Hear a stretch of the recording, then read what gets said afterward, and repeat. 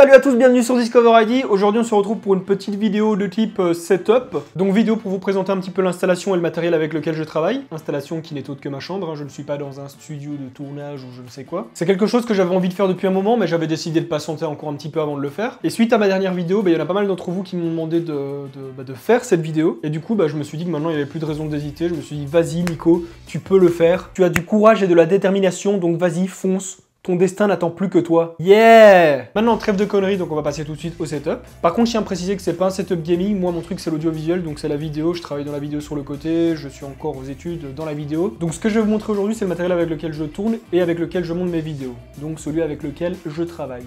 Par contre, pour rebondir sur la précédente vidéo, il y en a certains d'entre vous qui m'ont envoyé vos suggestions par email. Et en soi, ça ne me dérange pas parce que cet email, il est fait pour ça. Mais le problème, c'est que je suis beaucoup moins actif sur cette adresse mail que je ne le suis sur YouTube ou sur Facebook ou les autres réseaux sociaux. Donc si vous avez une question à poser ou une suggestion à donner ou un avis ou ce que vous voulez, faites-le directement sous les vidéos, je pense que c'est le plus facile. Ou alors vous pouvez également le faire sur Facebook, Twitter ou Snapchat. Vous pouvez également laisser un pouce bleu sur cette vidéo et vous abonner. Et voilà, placer la demande de pouce bleu et d'abonnement au début de vidéo, ça c'est fait. Bon allez, maintenant plus sérieusement, trêve de conneries et on passe à la vidéo. Ok, alors on va commencer directement avec la config, enfin le setup sur lequel je travaille, sur lequel je monte mes vidéos, je travaille, je joue, sur lequel je fais tout. Pour l'ordinateur, donc c'est un portable de chez Asus, un 15 pouces il me semble, un PC très performant et fonctionnel, hein, je m'en sers aussi bien pour jouer que pour travailler, mais bon, jouer, je joue beaucoup moins qu'avant vu que je n'ai plus énormément le temps. Donc là, vous pouvez voir les caractéristiques de cet ordinateur. Ensuite, l'ordinateur qui lui-même est relié à un écran TV qui lui-même est relié au mur grâce à un support. Donc c'est un écran TV de chez LG, il me semble que c'est un 42 pouces. D'ailleurs c'est moi qu'on voit ici, hein, c'est pas quelqu'un d'autre, je pense que vous vous en doutez. On peut même voir ma ring light ici derrière, ma belle lumière. Pourquoi si grand? Déjà parce que quand je monte une vidéo, j'aime bien la voir bien en grand pour voir sur quel format elle va passer. Hein. On va dire que si elle passe bien sur grand écran, ça veut dire qu'elle passera également bien sur petit écran et tout autre type d'écran, enfin du moins c'est ce qui me semble logique. Alors ici c'est un peu le bordel, c'est un peu la zone hyper câblage, j'aime pas trop les câbles mais j'ai pas vraiment le choix, hein. Je pense que j'ai pas d'autre façon de disposer tout ça, je peux pas les fixer ou trop faire de câble management parce que voilà j'ai besoin de les déplacer aussi, j'ai besoin de les prendre tout le temps avec moi, mes disques durs c'est vraiment là-dessus que tous mes rushs sont mis, que ce soit les rushs de YouTube, que ce soit les rushs en dehors, parce que pour ceux qui ne le savent pas, je bosse dans la vidéo en dehors de YouTube. Hein. Et donc voilà, comme tous mes ports USB sont full sur le portable, je me sers d'une petite rallonge, un petit multiprise USB en 3.0. Et alors là, c'est quelque chose d'aussi très sympa, qui m'aide beaucoup, dont je me sers tout le temps en fait. C'est un petit lecteur de cartes de chez Kingston, qui peut lire normalement tout type de cartes existant actuellement dans le marché. Ce qui est sympa, c'est qu'il est en 3.0, du coup ça transfère assez vite. Et également qu'il est possible de brancher plusieurs cartes simultanément. Donc quand vous avez une micro SD, je sais pas, pour la prise de son, et une carte SD pour l'image, c'est toujours sympa de pouvoir les brancher en même temps, de pouvoir faire le transfert directement en un seul coup. Ensuite, pour ce qui est du son, je travaille souvent au casque, du coup j'utilise ce Logitech G930, qui est un casque assez sympa. À la base, il est pour le gaming, il sort du 7.1, mais la raison pour laquelle je l'ai pris, c'est parce que déjà il est assez ergonomique, il est confortable, en plus il est sans fil. J'aime bien pouvoir me lever de ma chaise sans devoir enlever mon casque ou quoi, j'aime bien l'avoir toujours sur mes oreilles. Pour ce qui est de mon bureau, c'est un bureau vraiment super simple. J'ai pris un bureau de chez Ikea. En fait, je voulais un bureau blanc pour faire contraste entre tous ces objets noirs et le mur qui est bleu. Et ce qui est sympa avec ce bureau, c'est que je peux le remonter. Je peux le mettre en position debout si je veux. C'est absolument pas pour ça que je l'ai pris. Hein. Ça, je l'ai su vraiment que seulement en l'achetant. Alors, c'est bien beau tout ça, mais où est-ce que ça se trouve? Eh bien, tout simplement dans ma chambre. Je l'ai aménagé de façon à ce que ça ressemble un petit peu à un studio, mais on est bien dans ma chambre. Ici, vous avez l'étagère qui est pas très remplie. Elle l'était plus avant, mais elle s'est un petit peu déremplie, mais je compte bien y remédier. Et donc voilà, je travaille en fait principalement dans ma chambre, parce que c'est l'endroit où je me sens le mieux. Pour ceux qui n'ont pas vu le lit, en fait, ce canapé me sert de lit, je le déplie et puis je mets mon matelas par-dessus. Non pas parce que je n'ai pas les moyens de m'acheter un lit, hein. Avant j'avais un lit, mais le problème c'est que ça prend beaucoup de place, et moi je suis du genre à vouloir de l'espace dans ma chambre, à vouloir avoir de l'espace autour de moi et à pouvoir respirer, donc voilà, j'ai enlevé mon lit pour y mettre ce canapé, lit. Et donc voici à quoi ressemble mon plateau de tournage. Et maintenant, on va passer au matériel vidéo, qui est la plus grosse partie, je pense, de cette vidéo. Ok, on se retrouve dans la deuxième partie de cette vidéo dans un bon gros bordel. Il y a du matos à côté de moi ici, il y a du matos à côté de moi là, ici par terre. Donc pour ceux qui ont capté, oui, j'ai changé de t-shirt parce que j'ai eu des problèmes techniques suite à la première partie de la vidéo. Donc j'ai dû tourner cette deuxième partie le lendemain. Et donc je vais vous montrer une partie de mon matériel vidéo. Je vais pas tout montrer parce qu'il y a une partie qui est un peu plus gadget ou inintéressante. Et là aussi il y a quelques gadgets, mais je pense que la plupart peuvent intéresser les débutants en fait. Et donc l'appareil avec lequel je filme, je peux pas vous le montrer vu qu'il est en train de filmer et j'ai pas envie de commencer à faire du multicam et blablabla. Mais il s'agit d'un Lumix GH4 de chez Panasonic qui est vraiment pour moi un super bon appareil, j'en suis vraiment super content.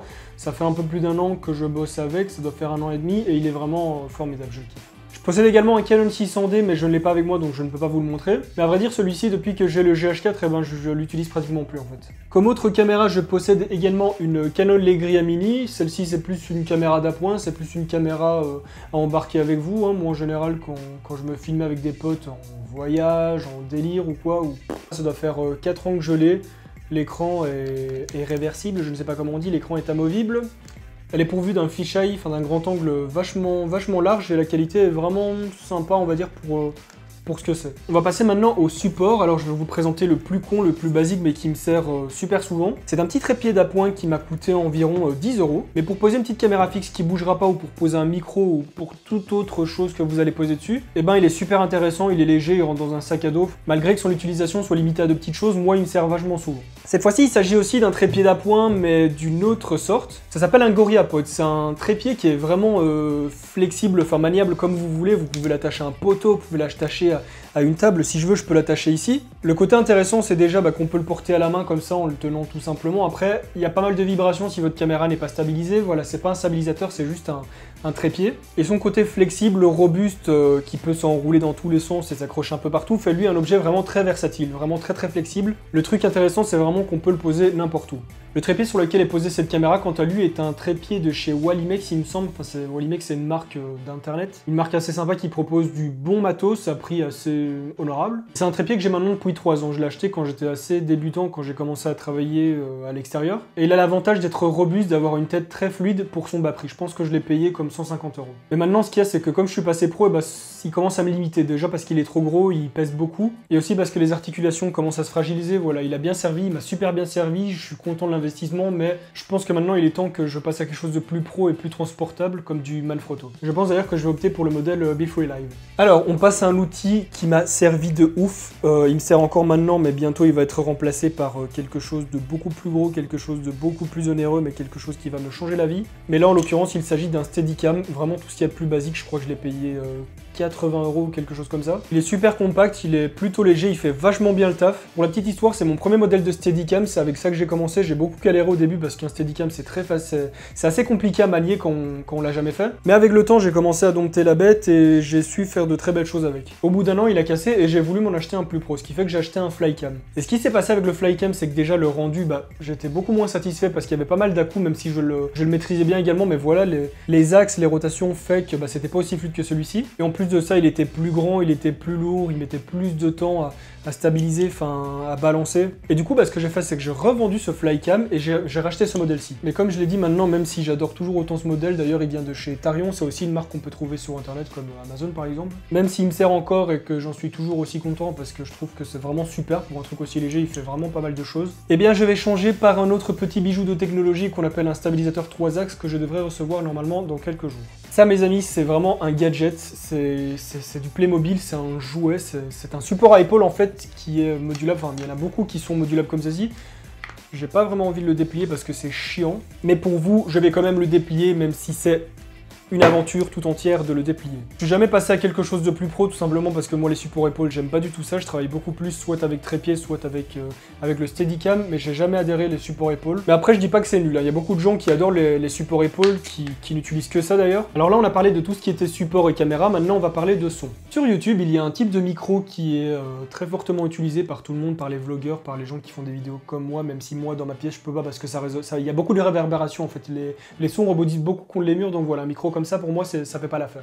Mais pour se filmer en extérieur, pour se filmer dans une pièce qui résonne pas beaucoup, ou je sais pas, n'importe où, enfin dans un endroit où le son ne résonne pas partout, eh bien vous avez des micros comme celui-ci qui se placent tout simplement sur le dessus de la caméra, vous le branchez à votre caméra ou à votre réflexe s'il y a une prise jack, et voilà. Vous avez du bon son pour 150 € je pense. Deuxième outil intéressant que j'ai ici dans ma poche, c'est un petit Zoom H1 que j'ai relié à un micro-cravate. C'est super sympa d'avoir un micro-cravate comme ça branché sur soi. Donc après le combo micro-cravate enregistreur, on passe au combo enregistreur micro canon. Pour l'enregistreur, il s'agit du grand frère du Zoom H1. Le Zoom H4n qui est le grand frère donc du Zoom H1. Et maintenant un autre petit objet vraiment très sympathique qui est une petite mixette audio. J'ai pas envie de réexpliquer dans cette vidéo à quoi ça sert parce que je l'ai déjà expliqué dans une autre vidéo où je l'ai déballé. C'est une très bonne carte son pour débutants, c'est de l'entrée de gamme, c'est pas du matos pro, qui vous permettra un petit peu de moduler du son ou de l'enregistrer. Mais ça comme je le dis, il faut aller voir sur la vidéo qui lui est dédiée. Alors les deux micro-cravates, ça on en a déjà parlé. Enfin j'ai parlé que d'un mais le reste on s'en fout. Un autre petit objet également qui est super intéressant, qui est un petit spot à LED, qui peut s'avérer très puissant. Quand la batterie est chargée à fond, ça éclaire vraiment bien. Là déjà ça éclaire vraiment pas mal. Généralement ça livrait avec des petits filtres comme celui-ci. Par exemple là on a un filtre de couleur plutôt chaude. Ce qui fait que là, ça va être un petit peu orangé. Vous voyez, je suis un peu plus jaune, je suis un peu plus orangé. Tandis que si je mets un filtre de couleur un peu plus froide, là, je suis plus froid. Je suis un petit peu blanc, rosé, c'est en train de m'aveugler, je ne vois plus rien. Et donc voilà, c'est aussi un petit objet qui n'est pas super cher. Je crois que ça coûte entre 30 et 50 € pour les modèles d'entrée de gamme. Et c'est une très bonne source de lumière transportable puisqu'il n'a pas besoin de prise. Vous pouvez le transporter où vous voulez. Vous voyez, il n'y a pas de prise, je suis en train de le transporter. Un autre objet aussi assez intéressant que j'ai envie de vous montrer, c'est mon sac à dos. Alors ce n'est pas mon sac à dos de tous les jours, hein, bien évidemment, parce que ce serait un peu ridicule. Mais mon sac à dos destiné à tout déplacement, tout tournage, à partir du moment où je dois prendre du matériel vidéo avec moi, il est là. Donc il y a des compartiments pour ranger l'appareil, il y a des compartiments pour ranger les objectifs, le matériel, le micro, patati patata. Il y a une poche avant, il est assez bien solidifié, il est costaud, il y a des sangles. Bon, j'en suis vraiment très content, il me sert beaucoup, il me sauve la vie même, on va dire. J'ai une poche pour mettre un petit trépied sur le côté. Mais il est très pratique et je suis vraiment très content de cet investissement. Il me sert beaucoup, je suis tellement content que je veux le balancer comme une merde. Voilà, t'as tout cas, c'était content.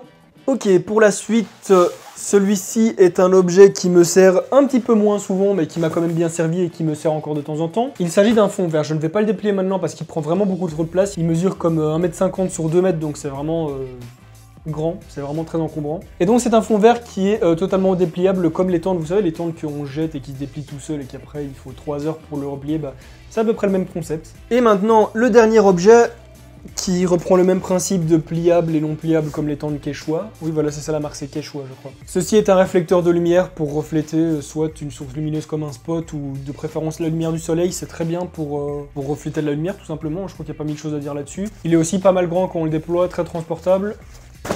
Il n'y a rien d'autre à dire là-dessus. Et donc voilà, je pense qu'on a fait un petit peu près le tour du plus important. Bon, j'allais pas commencer non plus à sortir tout mon matos, j'en ai pas beaucoup plus, j'ai pas encore des tonnes de matos, mais j'ai d'autres matériaux qui sont plus des gadgets. Mais voilà, on va dire que tout ça, c'est ce qui me sert le plus ou ce qui m'a le plus servi dans le passé. Alors je tiens juste à préciser par contre que je n'ai pas acheté tout ce matériel pour YouTube. Ça fait plusieurs années que j'apprends et pratique la vidéo, ça fait environ 2 ou 3 ans que je travaille, que je commence à travailler avec des gens, à me professionnaliser un petit peu. Et donc j'ai accumulé tout ce matériel avec le temps et pour mes besoins. J'ai pas commencé à acheter 40 000 choses pour YouTube parce que ça sert à rien. Si je dis ça, c'est parce que si vous commencez à YouTube, ça sert à rien de vous encombrer avec autant de matériel, ça sert à rien de laisser tout votre argent là-dedans, surtout si c'est pas rentabilisé. Mais je possède tout ça pour mes besoins professionnels, donc on va dire que pour YouTube, ça tombe bien. Mais si vous qui venez de commencer ou qui bossez déjà depuis un petit moment sur YouTube et ne générez pas assez de revenus pour pouvoir en vivre, pouvoir s'acheter tout ça, ne le faites pas, ne le faites tout simplement pas dans le sens où c'est de la folie. À part si c'est votre passion, alors là je ne dis rien, si vous faites vraiment ça par passion, achetez ce que vous voulez, faites ce que vous voulez. Mais si vous êtes sur YouTube en partie pour l'argent, ne pensez pas que le fait d'avoir autant de matériel et autant de qualité vous fera d'office gagner beaucoup d'argent. J'ai beau y mettre beaucoup de temps, j'ai beau avoir du matériel qui a coûté beaucoup d'argent, c'est pas pour autant que j'ai des millions de vues comme vous pouvez le voir, c'est pas pour autant que j'ai 600 000 abonnés, 1 million d'abonnés, 10 millions d'abonnés. Votre équipement vidéo c'est quelque chose qui va grandir en même temps que votre chaîne YouTube. Normalement, plus vous aurez d'abonnés, plus vous devrez produire du bon contenu, de la bonne qualité, donc là vous pourrez commencer à investir plus parce que vous allez avoir de l'argent en retour. Mais si vous ne bossez pas dans la vidéo sur le côté, que ce n'est pas votre passion, je pense que ce sera un petit peu de la folie effectivement d'investir autant d'argent pour ne rien avoir en retour. Et donc je pense que la vidéo doit au moins faire 3h30, je ne sais pas, je dis ça mais peut-être qu'elle fera 10 minutes seulement. Mais après tout ce blabla et tous ces matériaux, je vais achever là-dessus. N'oubliez donc pas de vous abonner à ma chaîne YouTube, ça me ferait extrêmement plaisir et ça m'aiderait beaucoup à évoluer, bien évidemment si vous avez envie de suivre mon contenu, sinon on s'en fout. Et on se retrouve très bientôt pour une nouvelle vidéo qui je pense va beaucoup vous plaire. Peace.